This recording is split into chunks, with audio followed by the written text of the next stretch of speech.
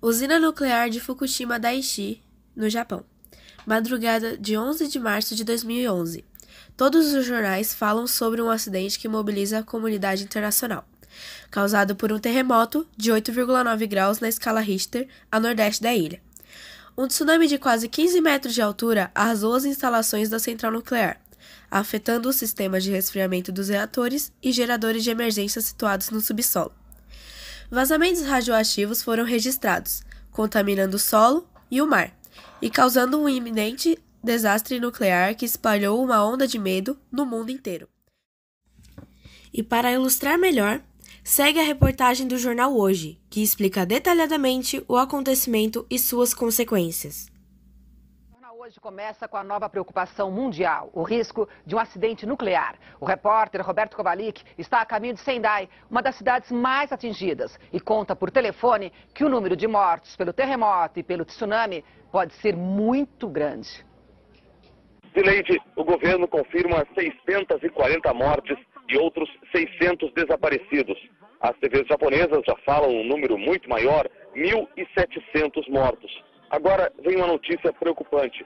Segundo a rede CNN, autoridades japonesas teriam admitido que numa única cidade, Minami Sanriku, na província de Miyagi, 9.500 pessoas estariam desaparecidas. Isso significa metade da população da cidade.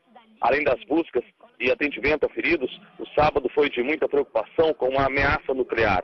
Eu estou nesse momento na província de Niigata, a caminho de Sendai, a cidade mais atingida pela tragédia de ontem.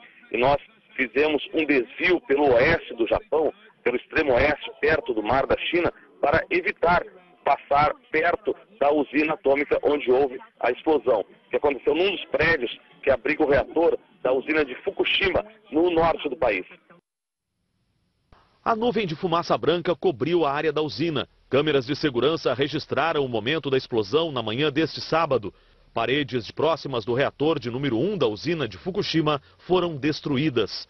Houve vazamento de material radioativo em proporções ainda desconhecidas. O governo diz que a explosão não danificou a estrutura de proteção do reator. A explosão ocorreu quando funcionários tentavam esfriar um reator. 4 deles ficaram feridos. As usinas nucleares têm 2 sistemas extremamente sensíveis. O reator, que deve se manter isolado e a uma temperatura estável de cerca de 300 graus centígrados, e o sistema de refrigeração, que evita o superaquecimento que poderia provocar uma explosão. É justamente o sistema de refrigeração da usina que pode ter sido avariado com o terremoto. A Agência para a Segurança Nuclear do Japão confirmou que detectou vazamento de césio radioativo desta central. O governo insiste que os níveis são baixos. As pessoas que moram dentro da área de risco de 20 quilômetros em volta da usina foram aconselhadas a buscar abrigos. Mas mesmo quem mora um pouco mais distante foi orientado pelas autoridades a adotar medidas como, por exemplo, usar máscaras como esta. Esta providência também está sendo adotada em algumas regiões de Tóquio. Os telefones já estão funcionando no Japão, mas é muito difícil conseguir linha porque o sistema está sobrecarregado. A Companhia de Eletricidade de Tóquio divulgou uma imagem que seria do prédio onde ocorreu uma explosão na usina nuclear de Fukushima. O prédio abriga um dos reatores nucleares da usina. A empresa afirma que o reator não foi danificado pela explosão. Agora que a água baixou, a catástrofe provocada pelo terremoto e pelo tsunami parece ainda maior e mais chocante. Soldados vasculham os escombros em busca de sobreviventes. As pessoas choravam em desespero, enquanto as equipes de socorro atendiam os feridos. Em algumas áreas de Sendai, a cidade mais atingida, só com helicópteros é possível resgatar sobreviventes. Nesta escola, professores e alunos esperavam por socorro. São milhares de pessoas na mesma situação. Só uma força muito poderosa, como a da onda do tsunami, para revirar esses vagões, carros e reduzir a escombros casas e fábricas. O exército confirmou ter encontrado entre 300 e 400 corpos no porto de Rikuzentakata. O porto, que fica na província de Iwate, foi arrasado pela passagem do tsunami. 6 milhões de casas continuam sem energia. Mais de 215 mil pessoas no norte e nordeste do país foram levadas para abrigos. Mas afinal, o que foi o famoso acidente nuclear de Fukushima? Primeiramente, é preciso entender como a usina funcionava. Uma usina nuclear obtém energia a partir da radioatividade dos elementos químicos, emitida pela desintegração ou instabilidade desses elementos. Assim, um átomo pode se transformar em outro, e quando isso acontece, significa que ele é radioativo e pode fornecer uma grande quantidade de energia. A descoberta da radioatividade aconteceu no ano de 1896, feita por Henry Becquerel. Porém, foi o casal Pierre e Marie Curie que se dedicou ao estudo. Ao longo do tempo, os princípios dos Curie foram aprofundados e desenvolvidos. Sabe-se hoje que, resumidamente, à medida que a radiação é emitida, o átomo se desintegra. O tempo de desintegração do elemento, que reduz a massa do átomo pela metade, é chamado de meia-vida ou período de semidesintegração. Cada elemento tem um tipo de radioatividade, que pode ser alfa, partículas pesadas de carga positiva que desintegram do seu núcleo 2 prótons e 2 nêutrons. Beta, partículas de carga negativa que não contêm massa. E gama, ondas leves mas de altíssima frequência e que não possuem massa. Esse último, pela sua maior capacidade de penetração, faz com que a sua radioatividade passe tanto pelo papel como pelo metal e seja mais utilizada para a obtenção de energia. Além disso, apesar do casal Curie ter usado um elemento cuja radioatividade é natural, ou seja, encontrado na natureza como urânio, ao longo do tempo descobriram-se outros elementos, os superficiais, que são produzidos artificialmente, como o iodo 131 e o fósforo 30. Com todo esse potencial, a radioatividade é usada em diversas áreas, dentre elas a medicina, engenharia, antropologia e outras. E para mais variados fins, como a conservação de alimentos, exames de raio-x, produção de bombas nucleares e produção de energia, como na cidade japonesa. No entanto, ainda que a energia nuclear seja mais avançada atualmente e usada pelos países desenvolvidos, essa forma de produção gera resíduos provenientes dos materiais compostos por elementos radioativos e representam um grande risco à população, uma vez que podem provocar doenças. Uma delas é o câncer, o qual causou a morte precoce de Marie Curie, pois a cientista não sabia que, apesar de todos os benefícios, a radioatividade é extremamente letal àqueles que entram em contato direto com ela. Que nos leva novamente ao incidente de Fukushima e ao pavor generalizado que ele trouxe.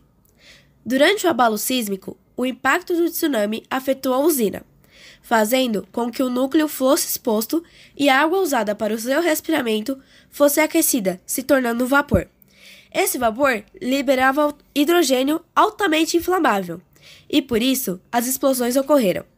A partir desse momento, todas as medidas do governo japonês seguiram o manual para esses eventos, e tornaram o impacto não tão cataclístico quanto se esperava. Entretanto, após investigações e pesquisas, foi descoberto que as causas do acidente poderiam ser previstas e evitadas pela usina, e que a maior parte das usinas nucleares no Japão não possuía proteções ou planos de ação para a ocorrência de tsunamis. Mesmo após 8 anos do ocorrido, e apesar de medidas terem sido tomadas para evitar mais danos, os vazamentos radioativos persistem, e nenhuma medida se mostrou de fato efetiva até agora. Apesar de não haver nenhuma morte direta pela exposição à radiação, o acidente deixou marcas profundas na população regional. Muitos dos habitantes nunca voltaram para suas casas, e outros, cerca de 50 mil, ainda vivem em abrigos provisórios. Atualmente, a população local diminuiu para 1,8 milhões de habitantes, com cerca de 30% de toda a província sendo considerada contaminada. A região passa por limpezas, onde há retirada de camadas do solo das áreas de plantio, com lavagem das árvores frutíferas que são abundantes na região, e os resíduos tóxicos são acumulados em um depósito provisório de lixo nuclear. Até hoje, por causa desse incidente, os órgãos públicos e privados têm se movido para o aperfeiçoamento das medidas anti-catástrofe, além do investimento na prevenção de futuros desastres nucleares, e discutir a real necessidade da energia nuclear, como um temor de que uma nova catástrofe pode colocar o mundo em risco novamente. Diante desse incidente, bem como outros que envolveram tecnologia radioativa como os de Chernobyl e os de Hiroshima e Nagasaki, cabe aos governos de cada país investir em pesquisas sobre as tecnologias radioativas e ficar sempre de olho nos possíveis danos de seu uso.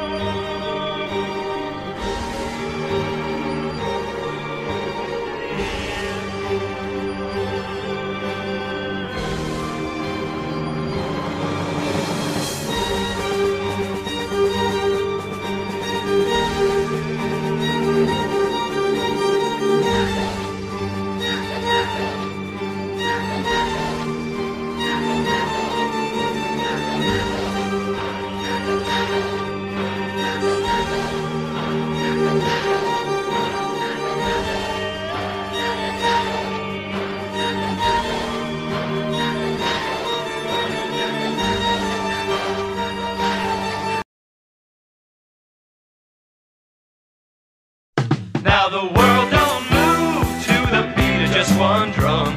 What might be right for you may not be right for some.